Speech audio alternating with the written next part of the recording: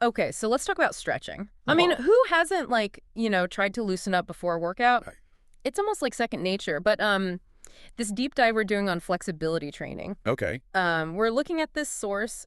It's called Flexibilidad, Evidencia Científica y Metodología del Entrenamiento. Yeah. And it turns out a lot of these things we do, like, to warm up, to like prevent soreness, hmm to avoid getting injured, like maybe it's not as straightforward or as like scientifically backed as we think. Well, it's interesting when you think about how long stretching has been around. Yeah. This article actually talks about how even back in like 2500 BC, the ancient Egyptians, Wow. yeah, they were documenting stretching routines, Mm-hmm. like talking about the long history. That's amazing. So clearly, it's been around for a while, evolving across different cultures and centuries. And It's true. Yeah, like it's almost like embedded in us in a way. We're right, like, oh, we gotta stretch. right. But before we all turn into like contortionists, like some of those Roman performers that they talk about in this article, Right. let's rewind to the 20th century. Okay. Because apparently this guy, Charles Sherrington, Yes. he's like kind of a big deal when it comes to understanding all of this. Oh, yeah, absolutely. His research on what's called the stretch reflex Okay. really revolutionized how we look at how our muscles react to being stretched. So, imagine Yeah. you're about to catch like a really heavy ball. Okay. Your muscles instantly tense up. Great. That's that stretch reflex in action. So it's this automatic reaction. And he was really looking at how that not only like helps prevent injuries, but it's also a key part of why some stretching techniques are better than others. I see. Yeah. Interesting. So like reaching for your toes isn't the whole story. Right. It's really not that simple. This article makes it seem like there's a whole science behind flexibility. Absolutely. Like way more than I ever Yeah. thought about. Yeah. Well, they really emphasize that it's all about being able to comfortably move a joint through its full range of motion. Okay. So no pain, no restrictions, and there are two main types. Okay. You've got dynamic and you've got static. So like dynamic is more like Think of it like swinging a golf club. okay. It's all about that smooth motion. Okay. And then static is like holding a stretch at your limit. Think like doing a split, Right, right. holding it. So we've all got our limits.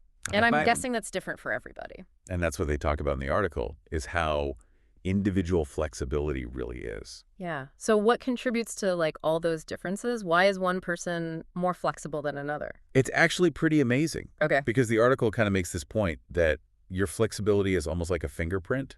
Hmm. It's totally unique to you. Really? Yeah, it can be influenced by things like just your genetics, how active you are, even your gender. Really? Yeah, like women tend to be naturally more flexible than men. Wow. I always thought that was a myth. Nope, it's true. That's wild. Okay, so gender, what else plays a role? Well, even like what time of day it is can make a difference. What? Yeah, apparently, according to this research, we're at our most flexible in the afternoon. Get out of here. No way. Yeah, and of course, age is a factor. Yeah. Remember how easy it was to like bend and twist as a kid? Yeah? You lose some of that as you get older. It's- And then, of course, there's just like the anatomy of it all, like our muscles, our tendons, fascia. Right. All of that comes together to determine our flexibility. Okay, so it's like this whole mix of internal and external things that are affecting our flexibility Yeah. and impacting like not just how we move, but like you were saying, maybe even our risk of getting injured. Exactly. And that's just like scratching the surface because then the article dives into all the different techniques. Okay, so how do we actually put this all into practice? So, okay, we know being flexible is good, but like how do you actually get better at it? Right. This article goes into all these different techniques like ballistic, passive assisted, active. And then there's this whole other thing called PNF, Yeah. which sounds kind of intense. It does, doesn't it? So Right. PNF stands for proprioceptive neuromuscular facilitation. Oh. Yeah. Basically, it's using your body's own reflexes to help you stretch further. Mm-hmm. But let's break down all four. Okay. So ballistic, that's the one where you're using kind of like bouncing or jerking movements Yeah. to increase your range of motion, like those fast pulsing stretches you see some athletes do. Right. Yeah. I've tried those before. I always feel like I'm going to hurt myself. Yeah, and the research suggests that it's not great, especially not for like everyday people. Okay. It can actually increase your risk of injury. That makes sense. So then you've got passive stretching. And that's where you're using some kind of external force to hold the stretch, Okay. like using a towel or having a partner help you in a yoga pose. So it's more like a relaxed stretch. You're being supported. Exactly. Okay. What about active stretching? Active stretching is when you're using your own muscles to move and hold the stretch. Okay, So like lying on your back and pulling your leg towards your chest. got it. No bouncing, no external force, just you. Okay. And then there's PNF, and that's where it gets interesting because it combines those passive and active elements. Oh, okay. It's almost like you're tricking your nervous system to let you stretch further. You've got to tell me more about this. How does that even work? Well, you're basically contracting the muscle that you're trying to stretch, Hmm. and then you relax it. And that's when you go further into the stretch. Hmm. You're using your body's natural reflexes to kind of override the resistance. Wow. So like outsmarting your own body. In a way, and the research that they cite in the article suggests that PNF could be like the best technique for short-term flexibility gains. Wow. There Okay. are so many options. But this whole time I've been wondering, can stretching backfire? Hmm. Even like the good kind, like PNF?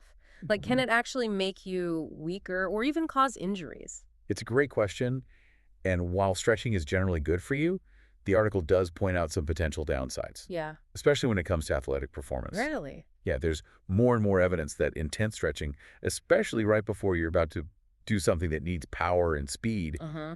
it might actually make your muscles weaker. Seriously? Why is that? So think about it this way. Okay. Your muscles need a certain amount of stiffness to generate force. Okay. When you do all that intense stretching, you're basically reducing that stiffness temporarily. Hmm. Your muscles feel looser, but that actually makes it harder for them to contract with as much force for a bit. So like if I'm about to go lift weights or do sprints, probably not a good idea to stretch a ton beforehand. Exactly. It can throw you off your game. Wow, I had no idea. And like overdoing it on the stretching, can that actually damage your muscles? Well, yeah, if you're constantly overstretching, you can get these tiny little tears in the muscle fibers, Ouch! which isn't ideal when you're about to ask your body to perform at its peak. It all makes sense now. This reminds me of that basketball player they talk about in the article. Yeah. The guy was like super flexible, but he's struggling with his game. Uh-huh. And then he eased up on all that intense stretching, and he actually got better. That's so interesting. It Right? is. It's like this thing we think of as only being good can actually have a downside. Totally. It all comes back to balance. And like we were saying before, flexibility is so individual. Right. More isn't always better. You got to find what works for your body and what you're trying to achieve. So what's the takeaway here? Should we even bother stretching? Oh, absolutely. Stretching is still so important. The key is to be smart about it. Okay. So the article recommends at least 3 times a week. Gotcha. Ideally after your workouts, when your muscles are all warmed up, Makes sense. and listen to your body. Duh. Don't force anything. If it hurts, stop. Right. You'll figure out what feels good. So no one-size-fits-all approach to flexibility. Got to be mindful of how and when we're stretching, especially if we want to be at our best. Exactly. And that wraps up our deep dive into the fascinating world of flexibility training. It's been fun. So much to think about. So listeners, until next time, keep those muscles moving and those minds engaged.